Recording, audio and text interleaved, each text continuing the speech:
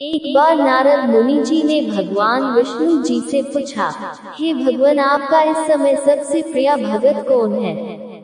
अब विष्णु तो भगवान है, सो झट से समझ गए अपने भगत नारद मुनि की बात और मुस्कुराकर बोले, मेरा सबसे प्रिय भगत उस गांव का एक मामूली किसान है। ये सुनकर नारद मुनि जी थोड़ा निराश हुए और फिर से एक प्रश्न किया, हे भगवान, आपका बड़ा भगत तो मैं हूँ, तो फिर सबसे प्रिय क्यों नहीं?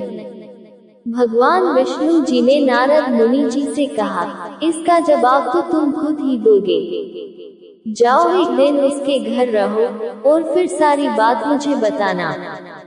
नारद मुनि जी सुबह सवेरे मुंह अंधेर उस किसान के घर पहुंच गए। देखा अभी अभी किसान जागा है और उसने अब से पहले अपने जानवरों को चारा वगैरह दिया, फिर मुंह हाथ धोए, दैनिक कार्यों से निवृत्त हुआ, जल्दी जल्दी भगवान का नाम लिया, रूखी सूखी रोटी खाकर जल्दी जल्दी अपने खेतों पर चला गया। सारा दिन खेतों में काम किया और शाम को वापस घर आया। जानवरों को अपनी अपनी जगह बांधा, उन्हें चारा पानी डाला, हाथ पांव धोए, कुल्ला किया, फिर थोड़ी देर भगवान का नाम लिया, फिर परिवार के संग बैठकर खाना खाया और कुछ बातें की और फिर सो गया। अब सारा दिन ये सब देखकर नारद मुनि जी भगवान विष्णु के पास वापस आए और बोले, भगवान, मैं आज सारा दिन उस किसान के संग रहा, लेकिन वो तो ढंग से आपका नाम ही नहीं ले सकता। उसने थोड़ी देर सुबह, थोड़ी देर शाम को, और वो भी जल्दी जल्दी आपका ध्यान किया, और मैं तो 24 घंटे सिर्फ आपका ही नाम जपता हूँ। क्या अभी आपका सबसे प्रिय भगत वो गरीब किसान ही है?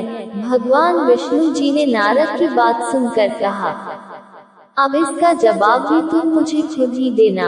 और भगवान विष्णु जी ने एक कलश अमृत से भरा नारद मुनि को थमाया और बोले, इस कलश को लेकर तुम तीनों लोकों की परिक्रमा करके आओ, लेकिन ध्यान रहे, अगर एक बूंद भी अमृत नीचे गिरा तो तुम्हारी सारी भक्ति और पुण्य नष्ट हो जाएंगे। नारद मुनि तीनों लोकों की परिक्रमा करके जब भगवान विष्णु के पास वापस आए तो खुश होकर बोले, भगवान, मैंने एक बूंद भी अमृत नीचे नहीं गिरने दिया।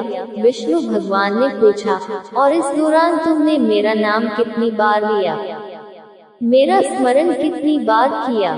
तो नारद बोले, अरे भगवान जी, मेरा तो सारा ध्यान इस अमृत पर था, फिर आपका ध्यान कैसे करता?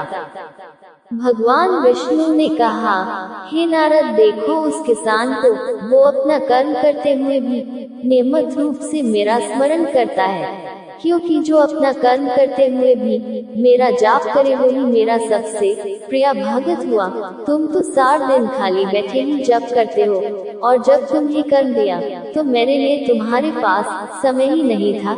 तो नारद मुनि सब समझ गए और भगवान के चरण पकड़कर बोले, हे भगवान, आपने मेरा अहंकार तोड़ दिया, आप धन्य है भगवान। इसी के साथ कथा समाप्त हुई, और प्यार से बोलो राधे राधे।